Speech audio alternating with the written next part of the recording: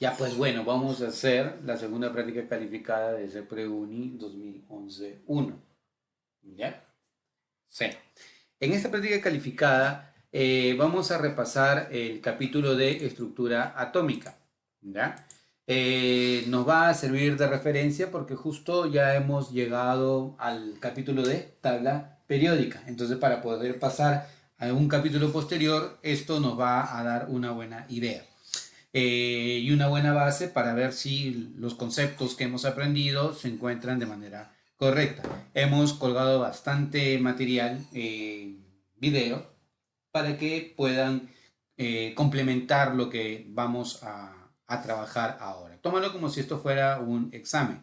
Te dice la pregunta número 1. Con respecto al modelo atómico moderno y sus antecedentes, establezca las relaciones correspondientes. Primero, Werner Heisenberg, luego Erwin Schrödinger, luego Niels Bohr. Y lo tienes que relacionar con niveles de energía, con principio de incertidumbre, el principio de exclusión y la función de onda. Bueno, podemos ir hablando de uno a uno. Por ejemplo, cuando hablamos de Heisenberg, ¿qué es lo que propone Heisenberg? Heisenberg propone el principio de incertidumbre. ¿Qué es principio de incertidumbre? Es imposible de determinar simultáneamente la posición y el momento del electrón. Si yo tengo una alta certeza de conocer la posición, me va a ser bastante complicado poder determinar la velocidad. A nivel macro, por ejemplo, si tú quieres tomar una fotografía de algo que esté en movimiento, ¿cómo te va a salir tu fotografía? Como ves en la imagen, te va a salir borrosa. Si tienes una buena idea de la posición, va a ser un poco más complicado conocer la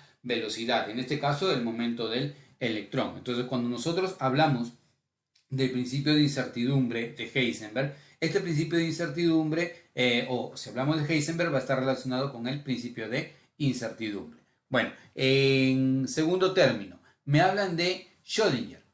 Erwin Schrödinger fue un matemático que propone una ecuación de onda. En esta ecuación matemática, que es la que nosotros tenemos acá, que es bastante compleja y que tiene solución para el átomo de hidrógeno, pero no tiene una solución exacta para átomos multielectrónicos, él propone una ecuación matemática para tratar de describir el comportamiento del electrón basado en su energía. En esta ecuación de onda de Schrödinger, él establece lo que se conoce como las regiones de probabilidad en donde yo puedo encontrar al electrón. Una región de alta probabilidad es conocida como orbital atómica, orbital atómico o REMPE. Por lo tanto, cuando nosotros hablamos de la ecuación de onda de Schrödinger, ¿con quién lo relacionamos?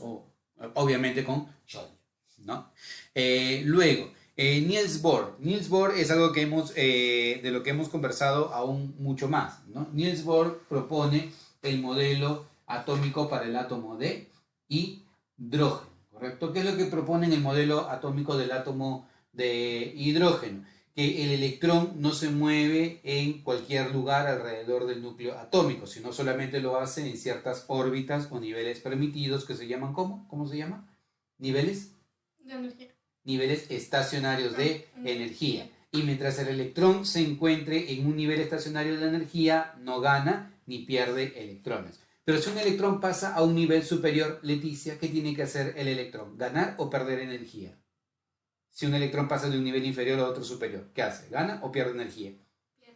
Gana energía. ¿Cuánto de energía tiene que ganar, Camila? Un fotón. Un fotón. Claro, si gana un fotón o un cuanto de energía, el electrón puede pasar de un nivel inferior a otro nivel superior. Y más bien por el contrario, Leticia, a ver, reivindícate. Si un electrón pasa de un nivel superior a un nivel inferior, ¿qué es lo que hace? ¿Absorbe o emite energía?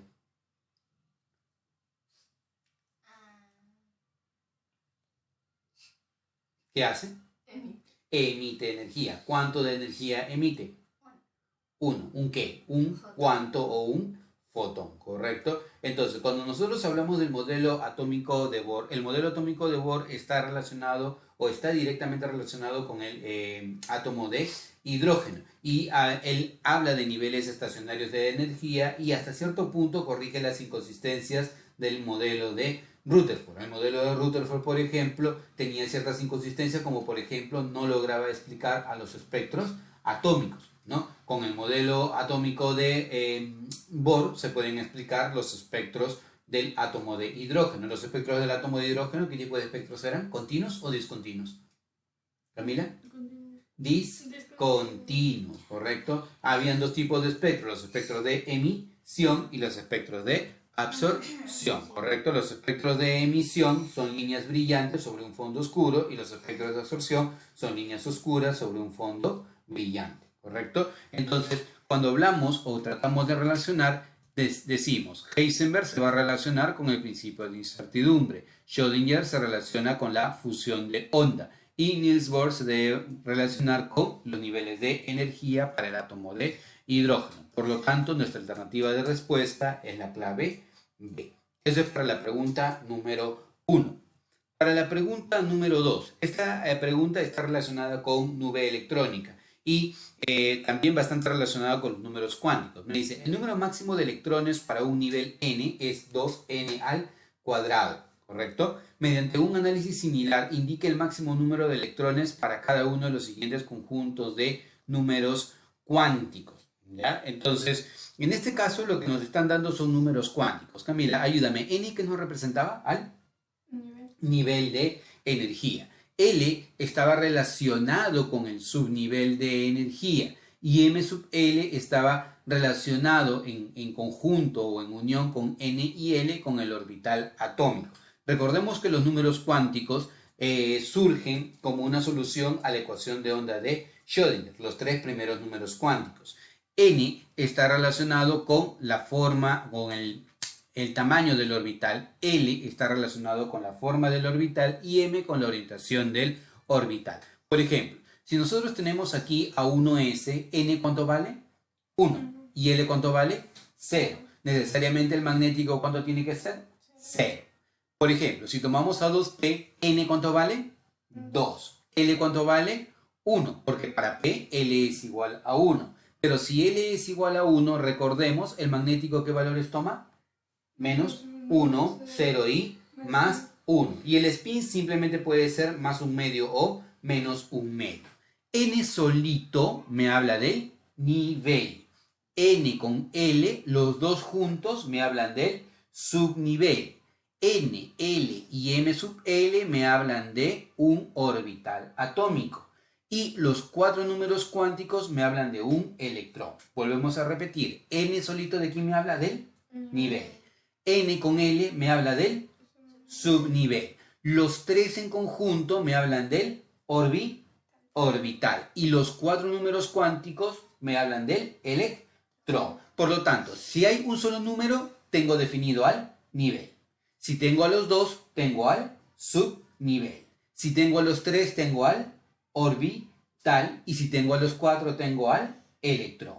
Entonces, Camila, tengo aquí N con L. ¿Los dos juntos de quién me habla?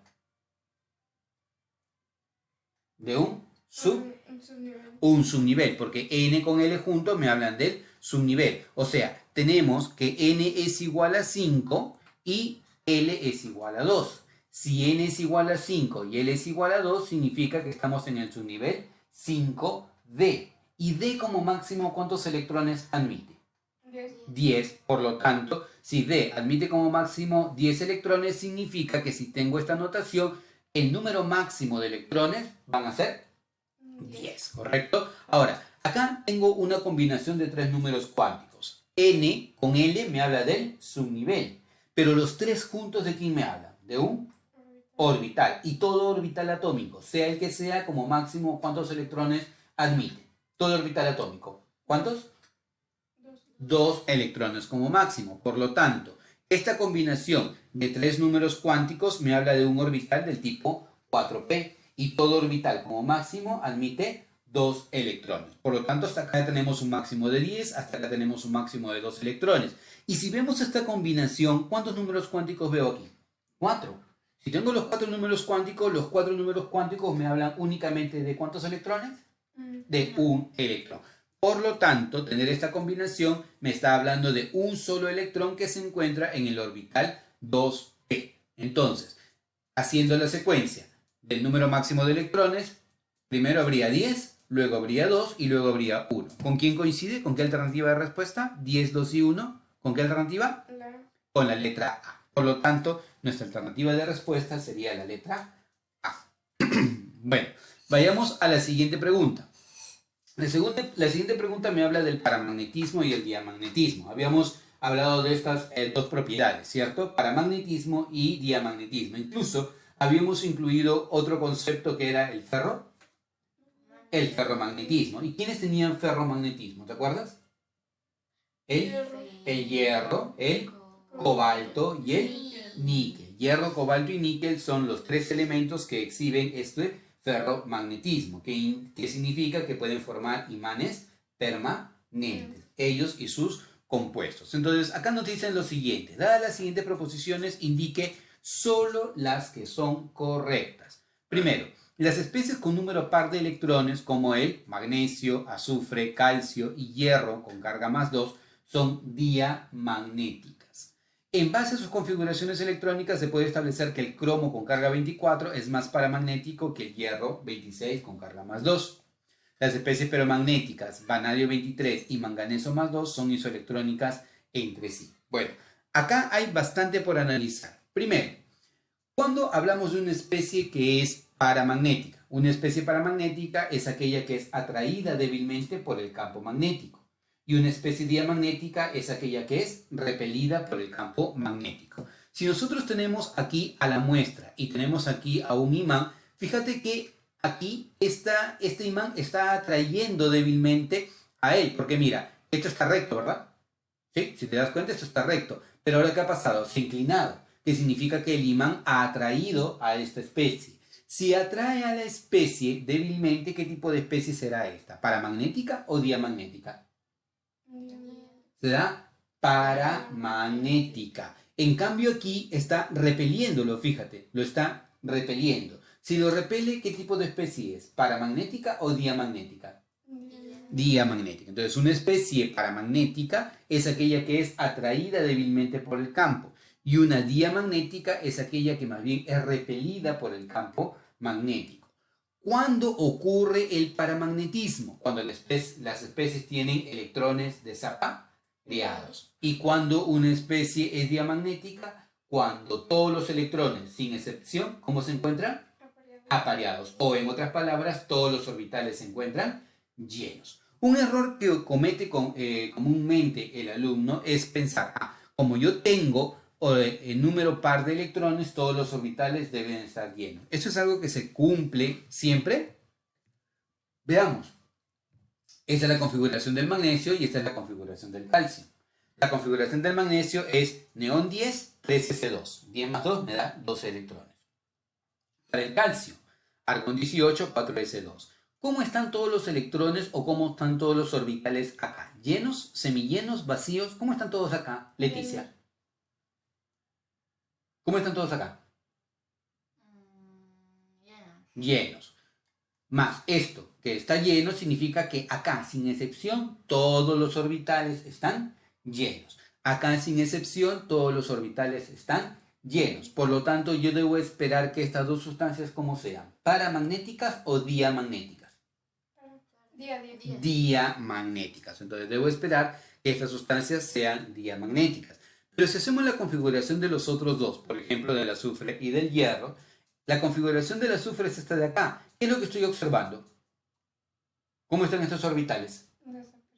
Los orbitales están semillenos. Los electrones se encuentran desapareados, ¿correcto? Acá, en el caso del hierro 26 con carga +2, tú recuerdas que esta carga +2, ¿qué significa? Que ha perdido electrones. ¿Y los electrones se van de dónde? Del nivel más externo. Entonces, estos dos electrones originalmente estuvieron acá, pero se fueron.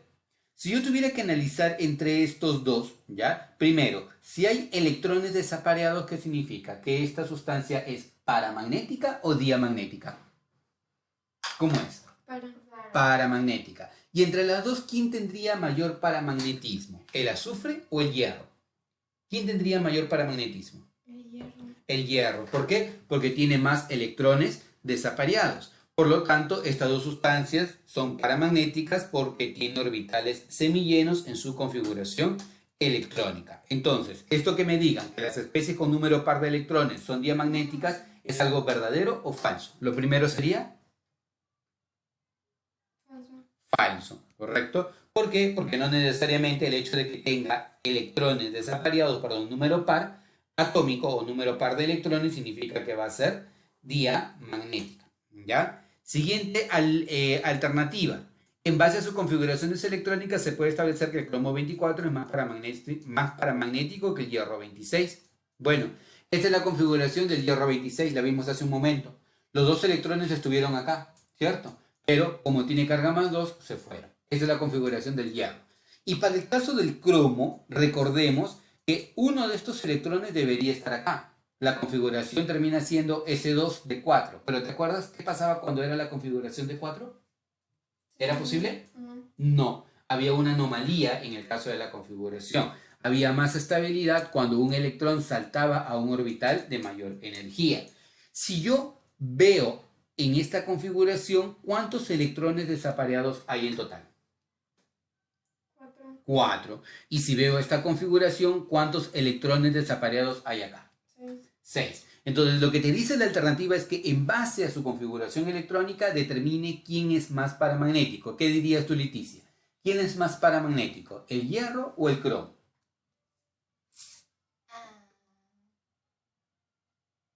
Hierro. El hierro. No, el hierro no es más paramagnético, es el cromo. ¿Por qué es más paramagnético el cromo, Camila? Porque tiene más electrones desapareados. Por lo tanto, el cromo es más paramagnético que el hierro, esto es verdadero.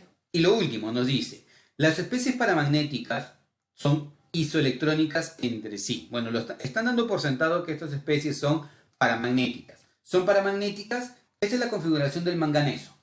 Estos dos electrones estuvieron acá, pero se fueron, ¿sí? Entonces, ¿qué tenemos? Que la configuración del manganeso es argón 18, 3D5, ¿ya? Y para el caso del vanadio 23, 4S2, 3D3. Si te preguntara nuevamente, Leticia, reivindícate, ¿cuál de los dos es más paramagnético, el manganeso o el vanadio? El manganeso. ¿Por qué? Porque tiene más electrones desapareados, ¿correcto? Lo que nos dice es que estas especies son isoelectrónicas. Pregunta, Camila, ¿cuántos electrones hay acá? 23. Leticia, ¿cuántos electrones hay acá? 23. Entonces, ambos tienen el mismo número de electrones. Pregunta, ¿son isoelectrónicos? ¿Sí o no, Camila? No son isoelectrónicos, porque a pesar de tener el mismo número de electrones, sus configuraciones electrónicas, ¿cómo son? Diferentes. Para que dos especies tengan la misma o sean isoelectrónicos, deben tener exactamente la misma configuración electrónica. Por lo tanto, esa alternativa es falsa. La primera alternativa era falsa, la segunda alternativa verdadera y la tercera alternativa es falsa. Entonces lo único correcto sería solo 2. Tu alternativa de respuesta sería la letra E. Muy bien. La siguiente pregunta también tiene que ver con configuración electrónica. Dice, la configuración electrónica de un átomo de plata en su estado basal. ¿Qué significa estado basal? ¿Estado de máxima o de mínima energía? De mínima energía. Determine qué regla o principio no se cumple en dicha configuración. Bueno, recordemos que esto comúnmente nosotros lo llamamos como la regla del serrucho o la ley de Sarrus, que indica la forma o la secuencia de cómo debes tú ir llenando los electrones de acuerdo a su energía. Entonces, ayúdame, Camila. Primero, ¿a quién lleno? ¿A 1S? 2. Luego seguiría 2S, 2. Leticia, ¿quién continúa? 2P. 2P qué? 6. Luego 3S2. 3S2. Luego, ¿quién continúa? 3P6. 4S2. ¿Quién continúa? 3D10. 4P6. Y luego, ¿quién va a seguir? 5S2. O sea, la secuencia de llenado debe ser esta de acá, ¿correcto? Completo este subnivel y paso al siguiente subnivel. A esa regla de configuración, ¿cómo se le llama? A esa regla se le llama el principio de Aufbau o el principio de construcción. Siempre llenas de menor energía a mayor energía. O sea, en otras palabras, si yo quisiera llenar al subnivel 4D, ¿dónde está 4D? 4D está por acá. Si yo quisiera llenar a 4D, primero, ¿quién debería estar lleno? 5S. Pero en este caso, ¿se está cumpliendo que 5S está lleno? No. ¿Eso por qué? Porque esta es una anomalía en el caso de la configuración. ¿Qué principio no se está cumpliendo en este caso? ¿Qué regla no se está cumpliendo? El principio de Aufbau o principio de construcción. Por lo tanto, si tuvieras que dar una alternativa de respuesta, ¿qué vas a marcar en este caso? La letra E. Esa sería tu respuesta para esta pregunta. Pregunta número 4. Pregunta número 5 tiene que ver con tabla periódica. Te dice, en relación a los siguientes elementos químicos, hoy día justamente estuvimos viendo tabla periódica, tienes al aluminio, al cloro, al potasio, al escandio y al cobre. Te dice, indique verdadero o el valor de verdad o falsedad de cada proposición según corresponda. Dice, el cloro es un no metal ubicado en el bloque P. El potasio, el escandio y el aluminio son elementos representativos. El cobre está ubicado en el grupo 1B. Veamos qué tan cierto o qué tan falsas son estas proposiciones. ¿Ya? Recordemos, esto de acá es nuestra tabla periódica, ¿cierto? Camila, ¿qué bloque era este? S. Leticia, ¿qué bloque es este? P. ¿Qué bloque es este? D. ¿Y qué bloque es este? F. Los elementos que pertenecen al bloque S y P se llaman elementos representativos. Bloque D se llaman elementos de transición. Y los del bloque F se llaman transición interna. S y P pertenecen a qué familia? A la familia A.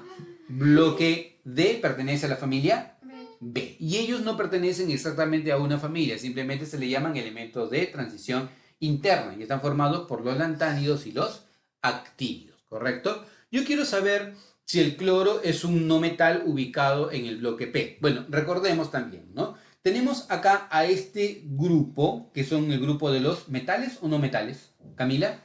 No metales. El bloque del lado izquierdo es el grupo de los metales. Y había una franjita aquí en el centro, ¿verdad? Esta franja en el centro son los metaloides o semimetales, ¿correcto? Entonces, eso nos va a permitir diferenciar si estamos frente a un metal, a un no metal o a un semimetal. En el primer caso me dicen el cloro es un no metal ubicado en el bloque P. Bueno, tendríamos que hacer la configuración electrónica de todos ellos, ¿no? Por ejemplo, en el caso del aluminio, si tiene número atómico 13, esta es su configuración. ¿Dónde se ubica en la tabla periódica? Si termina en P, pertenece a la familia A. 2 más 1, grupo 3A, ¿no? De acuerdo a la configuración actual o a la ubicación actual recomendada por UPAC, que se encuentra en el grupo 13 de la tabla periódica. En el caso del cloro, el cloro se encuentra en el grupo 17, haciendo su configuración electrónica. ¿Sí?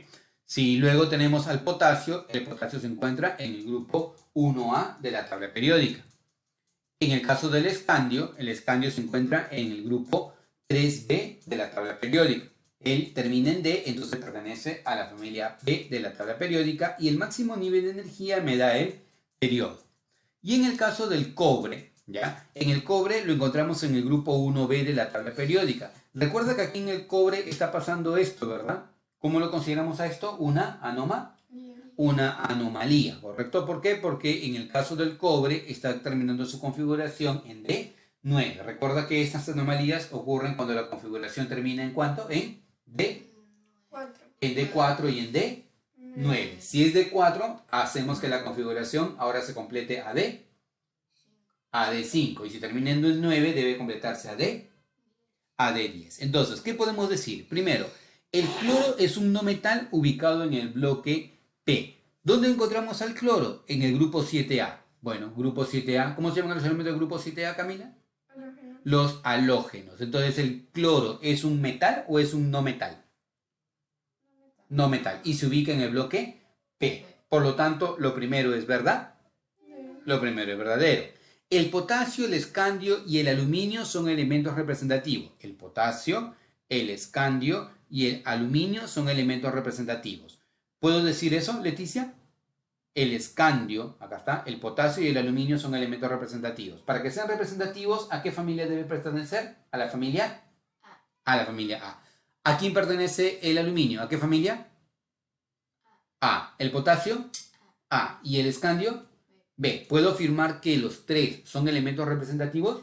No, el escandio no es representativo. El escandio es un elemento de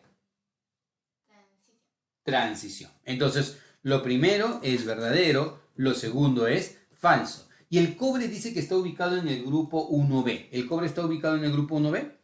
Sí, entonces, verdadero, falso y verdadero. Tu alternativa de respuesta tendría que ser la letra B. Acá hay un error, debe ser la letra B. Lo pasamos y lo corregimos más adelante. Tu alternativa de respuesta es la letra B. Siguiente pregunta. Pregunta número 6. Te dice, en base a la información mostrada para el átomo que tienes ahí, ¿ya? Te dicen, indique la notación correcta, ¿ya? El número de abajo, ¿qué cosa es, Camila? Número atómico. Número atómico. ¿Y el número de arriba, qué cosa es, Leticia? Número de masa. Número de masa. ¿Cómo calculamos el número de masa? Sumando, Camila, protones más neutrones. Ya me dicen que los neutrones, ¿cuánto valen? 42. Entonces, para hallar el número de masa, ¿qué me falta? El número de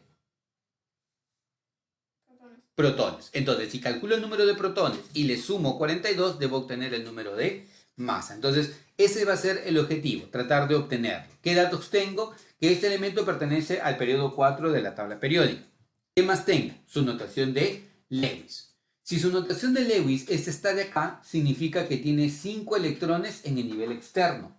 O sea, su configuración termina en S2P3. Ahí están, 2 más 3, los 5 electrones en el nivel externo, ¿ya? Pero adicionalmente, ¿qué me están diciendo? Me están diciendo que él pertenece al periodo 4. Por lo tanto, N, ¿qué valor tomaría, Camila? 4. Su configuración es 4S2, 4P3. ¿Cómo hago yo para llegar a esa configuración? Tomo como referencia al argón 18. 4S2, 3 de 10, 4P3. Si sumo todos los electrones, argón, ¿cuál es su número atómico? 18. 18 más 2, 20 más 10, 30 más 4, 34. 34. ¿Correcto? 34. No, en este caso, 18 más 2, 20 más 10, 30 más 3, 33. Por lo tanto, el número atómico es 33. Si ya tengo que el número atómico es 33 y además sé que hay 42 neutrones, para hallar el número de masa sumo protones más neutrones. 33 más 42 me da ¿cuánto? 75. Y si es 75 significa que el número atómico vale 33, el número de masa vale 75. ¿Y con qué alternativa de respuesta coincide esto de acá? Con la letra D. Muy bien, entonces tu respuesta sería la letra D. Muy bien, con esto hemos completado este ejercicio o este bloque. Espero que te sirva para poder reforzar todo lo que sabes acerca de estructura atómica hasta tabla periódica. Nos vemos hasta la próxima.